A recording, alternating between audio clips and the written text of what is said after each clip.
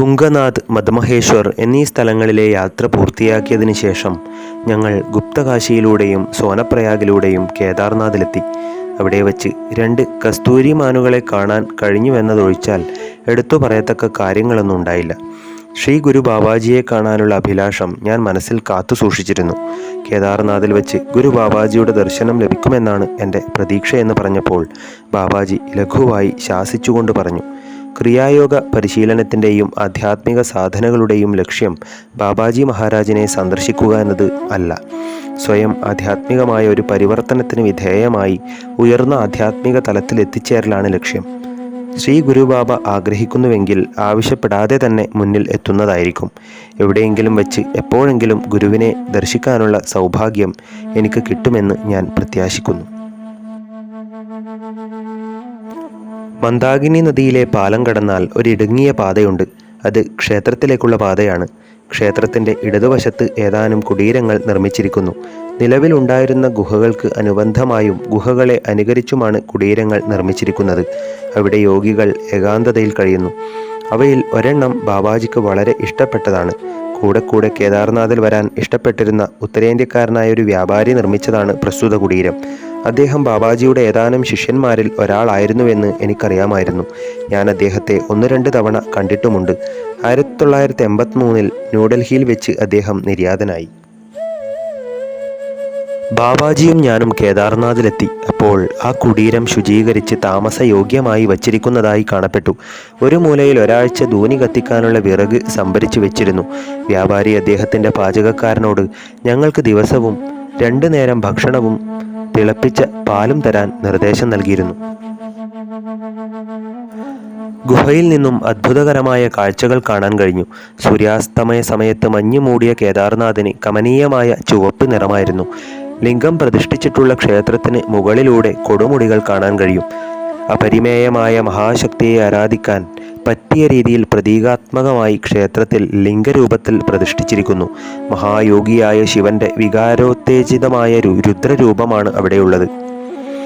നല്ല വെണ്മയുള്ള ഹിമവസ്ത്രധാരികളായ കേദാരത്തിൻ്റെ സുഹൃത്തുക്കളെയും ചുറ്റും കാണാൻ കഴിയും. അതിശൈത്യമാണ് അനുഭവപ്പെട്ടിരുന്നതെങ്കിലും ബാബാജിയും ഞാനും സന്തോഷകരമായ അനേകം ദിവസങ്ങൾ അവിടെ ചെലവഴിച്ചു.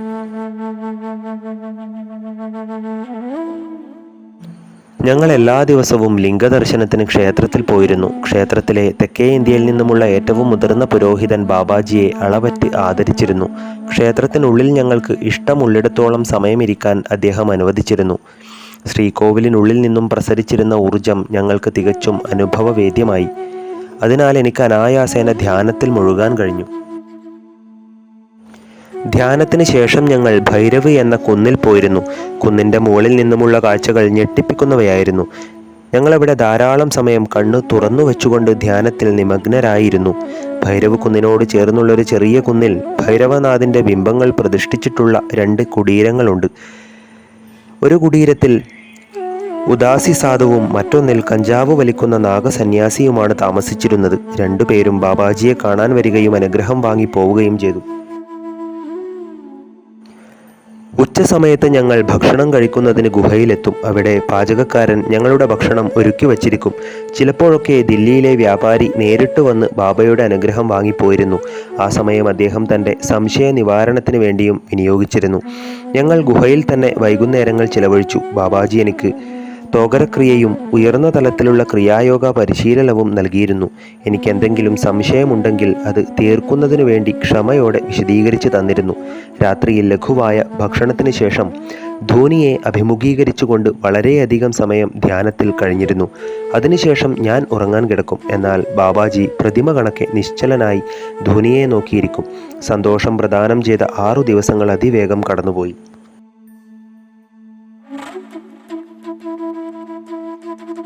ഏഴാമത്തെ ദിവസം ബാബാജി എന്നോട് പറഞ്ഞു, ഞാൻ 4 ദിവസം ഇവിടെ കാണുകയില്ല. ഞാൻ എൻ്റെ ഗുരുവിൻ്റെ കൂടെ ആയിരിക്കും. അദ്ദേഹം ഇപ്പോൾ അത്ര ദൂരെയല്ല. പക്ഷേ നിന്നെ എൻ്റെ കൂടെ കൊണ്ടുപോകാൻ കഴിയുകയില്ല. നാളെ രാവിലെ ഗുരു ബാബാജി പറഞ്ഞയച്ച 3 പേർ നിൻ്റെ അടുത്ത് വരും. അവർ നിന്നെയും കൂട്ടിക്കൊണ്ട് ഒരു രഹസ്യ സങ്കേതത്തിലേക്ക് പോകും. അവിടെ വച്ച് ചില ക്രിയാവിധികൾ നടത്തും. അവയിലൂടെ നിൻ്റെ തലച്ചോറിന് ബഹുവിധ മാനങ്ങളുള്ള മണ്ഡലങ്ങളിലേക്ക് വ്യാപരിക്കാൻ കഴിയും. അവിടെ വെച്ച് നിനക്ക് ചില സങ്കേത വാക്കുകൾ ഉരുവിട്ട് തരും. അത് നീയും ഞാനും മാത്രമേ അറിയാവൂ. നിനക്ക് സുരക്ഷിതനായി അവരുടെ കൂടെ പോകാൻ കഴിയും. ഞാൻ അവിടെ ഉണ്ടായിരിക്കും. ഇപ്പോൾ എന്തായാലും വിശ്രമിക്കൂ. തുടർന്ന് പരിശീലനം നടത്തൂ. ഇന്ന് രാത്രിയിൽ ഭക്ഷണമൊന്നും കഴിക്കരുത്. ധാരാളം വെള്ളം കുടിക്കണം. ഇത്രയും പറഞ്ഞതിന് ശേഷം അദ്ദേഹം സ്നേഹപൂർവ്വം എൻ്റെ ശിരസിൽ സ്പർശിച്ചു. എന്നിട്ട് അദ്ദേഹം യാത്രയായി. ഞാൻ അദ്ദേഹത്തിലൂടെ എനിക്ക് ശ്രീ ഗുരുബാബയെ കാണാൻ അതിയായ ആഗ്രഹമുണ്ട് എന്നൊരു സന്ദേശം എത്തിക്കണമെന്ന് വിചാരിച്ചു. എന്നാൽ അങ്ങനെ ചെയ്യുന്നത് ബുദ്ധിപൂർവമല്ല എന്ന് വിചാരിച്ച് മിണ്ടാതിരുന്നു. ഒന്നും പറയേണ്ടതില്ലെന്ന കാര്യം അദ്ദേഹത്തിന് അറിയാമായിരുന്നു. കാരണം എല്ലാത്തിനും ഒരു സമയമുണ്ട്. പിറ്റേന്ന് രാവിലെ 3 പേർ എൻ്റെ അടുത്ത് വന്നു. 3 പേരെയും കണ്ടാൽ ഒരുപോലെ ഇരിക്കും. അവരുടെ ശരീരത്തിൽ ഒരിടത്തും ഒരു രോമം പോലും കാണാൻ കഴിഞ്ഞില്ല. നല്ല ആകർഷകമായ നിറമായിരുന്നു അവരുടേത്. അര മുതൽ മുട്ടോളം എത്തുന്ന ശുഭ്രവസ്ത്രം ധോത്തി പോലെ ഉടുത്തിരുന്നു. കാലിൽ മെതിയടി ധരിച്ചിരുന്നതുകൊണ്ട് ശബ്ദം പുറപ്പെടുവിച്ചുകൊണ്ടാണ് അവർ നടന്നിരുന്നത്.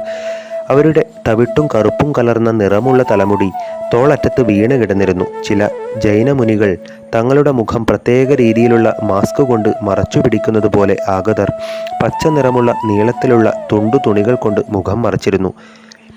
അവരുടെ മുഖത്ത് കാണാൻ കഴിഞ്ഞത് അവരുടെ വിശാലമായ നെറ്റിയും തവിട്ട് നിറമുള്ള കണ്ണുകളും മാത്രമാണ്.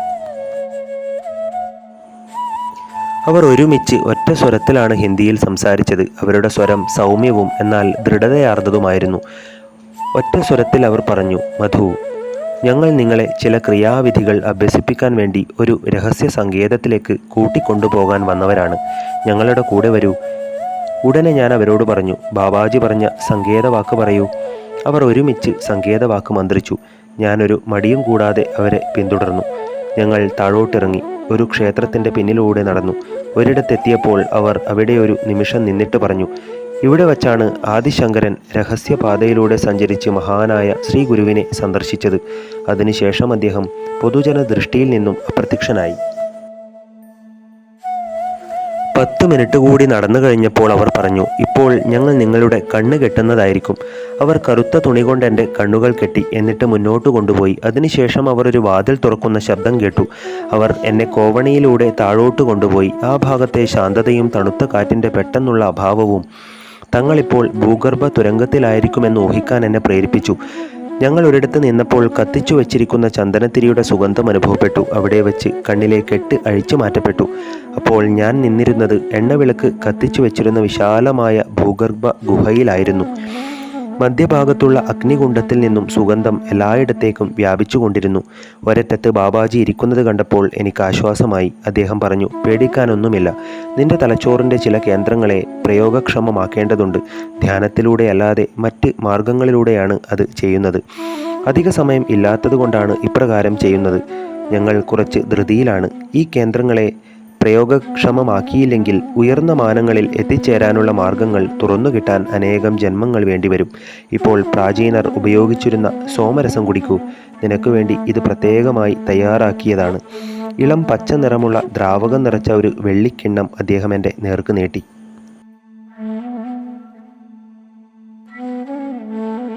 ഞാൻ വജ്രാസനത്തിൽ ഇരുന്നു കൊണ്ട് കടുത്ത മധുരമുള്ള ഔഷധം പാനം ചെയ്തു. അപ്പോൾ എനിക്കുണ്ടായ അനുഭവം മുമ്പ് കോളേജിൽ പഠിച്ചിരുന്നപ്പോൾ എൻ്റെ സുഹൃത്തായ രഞ്ജിത്തിനോടൊപ്പം അരക്കുപ്പി ബിയർ കുടിച്ചപ്പോൾ ഉണ്ടായ അനുഭവം പോലെയായിരുന്നു. അനുഭവത്തിന് പെട്ടെന്ന് മാറ്റം സംഭവിക്കാൻ തുടങ്ങി. ലഹരി കൂടുതൽ തീക്ഷ്ണമാകാൻ തുടങ്ങി. എന്നെ കൂട്ടിക്കൊണ്ടുവന്ന 3 പേരും എൻ്റെ മുമ്പിൽ ചമ്രം പടഞ്ഞിരുന്ന് സാമവേദ സ്തോത്രങ്ങൾ ചൊല്ലിക്കൊണ്ടിരുന്നു. സ്തോത്രങ്ങൾ ചൊല്ലുന്നതിൻ്റെ ഒഴുക്കിൽ എൻ്റെ മനസ്സും ലയിച്ചു ചേർന്നു. മനസ്സ് വികസിക്കുകയും ശരീരത്തിൽ നിന്നും പുറത്തേക്ക് ഒഴുകുന്നത് പോലെയും തോന്നി. വിവിധ വർണ്ണങ്ങളിലുള്ള തീവ്രമായ പ്രകാശം കാണുകയുണ്ടായി. അപ്പോൾ ഞാൻ പറഞ്ഞു കേട്ടിട്ടുള്ള LSD അനുഭവങ്ങളെപ്പറ്റി ഓർത്തുപോയി. ബാബാജി കരുതലോടെ എന്നെ ഒരു ശിലാഫലകത്തിൻ്റെ അടുത്തേക്ക് കൊണ്ടുപോയി. അതിൽ ശവാസനത്തിൽ എന്ന പോലെ എന്നെ കിടത്തി. അദ്ദേഹം സംസാരിച്ചു. അപ്പോൾ എനിക്ക് അദ്ദേഹത്തിൻ്റെ ശബ്ദം ദൂരെ എവിടെ നിന്നോ വരുന്നത് പോലെ തോന്നി. കണ്ണടയ്ക്കൂ, അദ്ദേഹം പറഞ്ഞു. നിന്റെ ആത്മാവ് ശരീരം വെടിയട്ടെ. തൽക്ഷണം ഞാൻ അത്ഭുതകരമായ ഒരു കാഴ്ച കണ്ടു. ഞാൻ ഗുഹയുടെ ഇടതുഭാഗത്തുള്ള ഭിത്തിയോട് ചേർന്ന് നിന്നുകൊണ്ട് ശിലാഫലകത്തിൽ നിവർന്നു കിടക്കുന്ന എൻ്റെ ശവശരീരം കണ്ടു.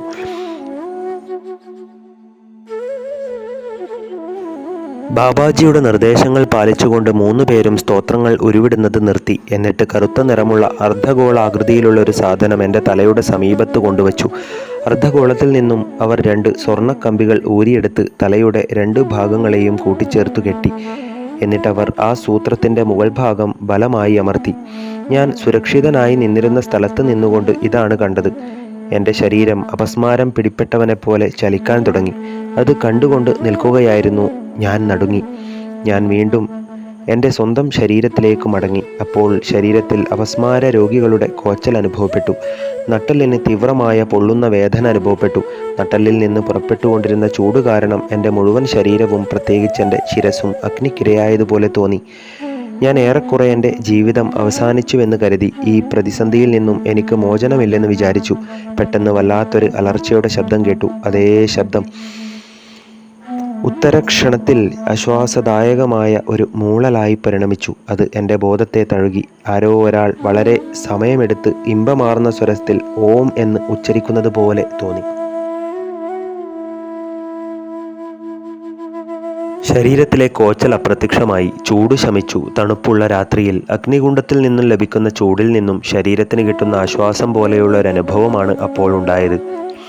ആ സുഖം ശരീരത്തിനും മനസ്സിനും ഒരുപോലെ ലഭിച്ചു. എൻ്റെ ശിരസിന് മുകളിൽ നിന്നും അത്യപൂർവമായൊരു ആനന്ദലഹരി നട്ടെല്ലിലൂടെ കീഴ്പോട്ടൊഴുകാൻ തുടങ്ങി. ആപാദചൂടം ആനന്ദലഹരിയിൽ മുഴുകി. അത്യത്ഭുതകരമായ പരമാനന്ദത്തിൽ ഞാൻ വിലയം പ്രാപിച്ചു. ഞാൻ കണ്ണുകൾ തുറന്നു ചുറ്റും നോക്കി. എല്ലാം പുതുപുത്തനായി അനുഭവപ്പെട്ടു. എല്ലാത്തിനും പുതിയൊരു ജീവൻ്റെ സ്പന്ദനം ലഭിച്ചതുപോലെ തോന്നി. ഞാനൊരു പുതിയ മനുഷ്യനായി തീർന്നു. പഴയ മനുഷ്യനിൽ നിന്നും ഉയർത്തെണീറ്റ പുതിയ മനുഷ്യനായി മാറി. പഴയതൊക്കെ മൺമറഞ്ഞു. ഞാൻ വ്യതിരിക്തമായ ഒറ്റപ്പെട്ട സത്തയല്ലാതായി തീർന്നിരിക്കുന്നു. ബോധത്തിൻ്റെ കേന്ദ്രബിന്ദുവായ ഞാൻ എല്ലാത്തിലുമുണ്ട്. നിസാരമായ മൺതരിയിലും ആകാശഗംഗയിലും ഞാൻ വ്യാപിച്ചിരിക്കുന്നു. എല്ലാ അതിർവരമ്പുകളും ഇല്ലാതായി കഴിഞ്ഞിരിക്കുന്നു. ഞാൻ ബാബാജിയെ കണ്ടു. ഞാൻ തന്നെയാണ് അദ്ദേഹമെന്നും അദ്ദേഹം തന്നെ എന്നെ നോക്കുകയാണെന്നും തോന്നുകയുണ്ടായി. ബാബാജി എന്നെ നോക്കി പറഞ്ഞു, നീ ഇപ്പോൾ പുനർജനിച്ചിരിക്കുന്നു. ദ്വിജൻ എന്ന വാക്കിൻ്റെ അർത്ഥമാണ് സംഭവിച്ചിരിക്കുന്നത്. സാവധാനം ഉണർന്നെണീക്കൂ. എന്തുകൊണ്ടെന്നാൽ പുതിയ ആത്മാവുമായി പൊരുത്തപ്പെടാൻ സമയമെടുക്കും. പുതിയതായി ജനിച്ച ഒരു കുഞ്ഞിനെ പോലെ നിനക്ക് തറയിൽ എഴയേണ്ടി വരും. പിന്നീട് എണീറ്റിരിക്കും. അതിനുശേഷം പിച്ച വെച്ച് നടക്കും. പിന്നീട് പരിശീലനം കൊണ്ട് നേരെ നിൽക്കാൻ പഠിക്കും. ഒടുവിൽ പൂർണ്ണത കൈവരിച്ച് ആത്മവിശ്വാസത്തോടെ കാൽ നീട്ടിവെച്ച് നടക്കും. ഞാൻ നിന്നെ അനുഗ്രഹിക്കുന്നു. ശ്രീ ഗുരു ബാബാജി തൻ്റെ പഴയ ശിഷ്യനായ മധുവിനെ ഋഷികേശിൽ വെച്ച് അധികം വൈകാതെ എപ്പോഴെങ്കിലും കാണുമെന്ന് വാഗ്ദാനം നൽകിയിട്ടുണ്ട്. നമുക്ക് ഇനി നമ്മുടെ ഗുഹയിലേക്ക് മടങ്ങിപ്പോകാം. ഒരിക്കൽ കൂടി കണ്ണടച്ചുകൊണ്ട് പത്മാസനത്തിലിരിക്കൂ. ഞാൻ അദ്ദേഹത്തിൻ്റെ ആജ്ഞ അനുസരിച്ചു. ശക്തമായി വീശിയ കാറ്റ് എന്നെയും വഹിച്ചുകൊണ്ട് എവിടെയോ കൊണ്ടിട്ടതുപോലെ എനിക്ക് തോന്നി. നിമിഷങ്ങൾക്കുള്ളിൽ ഞാൻ താഴോട്ട് ഇറങ്ങി വരുന്നത് പോലെയുള്ള തോന്നലുണ്ടായി. പെട്ടെന്ന് എൻ്റെ ചലനം നിലച്ചു. അപ്പോൾ ബാബാജി പറഞ്ഞു, കണ്ണുകൾ തുറക്കൂ. ഞാൻ കണ്ണു തുറന്നു. അപ്പോൾ ഞങ്ങൾ രണ്ടുപേരും മലഞ്ചെരുവിൻ്റെ മുകളിലുള്ള തങ്ങളുടെ വാസസ്ഥലമായ ഗുഹയിൽ ഇരിക്കുന്നതാണ് കണ്ടത്. ബാബാജി പറഞ്ഞു, ഇത്തരത്തിലുള്ള ഗമനാഗമന പ്രക്രിയ ഇനി ഒരിക്കലും ആവർത്തിക്കപ്പെടുകയില്ല. ഒരു നിമിഷം കഴിഞ്ഞ് അദ്ദേഹം തുടർന്നു, ഈ ഭൂമിയിൽ നിന്റെ കാലാവധി പൂർത്തിയാകുന്ന സമയത്ത് നിർദ്ദിഷ്ടമായ ഒരു കാരണം മൂലം ഇത് ആവർത്തിച്ചേക്കും. ശരി, നീ ലാലാജിയുടെ അടുത്തുപോയി നിനക്കുള്ള ഭക്ഷണത്തിന് ഏർപ്പാടാക്കൂ. അപ്പോഴേക്കും ഞാൻ ധൂനി കത്തിക്കട്ടെ. ഞങ്ങൾ കേദാർനാഥിൽ 4 ദിവസം കൂടി തങ്ങി. ആ ദിവസങ്ങളിൽ ഞാൻ ബാദരായണ വ്യാസനാൽ വിരചിതമായ ബ്രഹ്മസൂത്രത്തെപ്പറ്റിയുള്ള കാര്യങ്ങൾ ബാബാജിയുമായി ചർച്ച ചെയ്ത് സംശയവൃത്തി വരുത്തി. കൂടാതെ രഹസ്യവാദ ഗ്രന്ഥമായ പിസ്റ്റിസ് സോഫിയായും ചർച്ചയ്ക്ക് വിഷയമായി.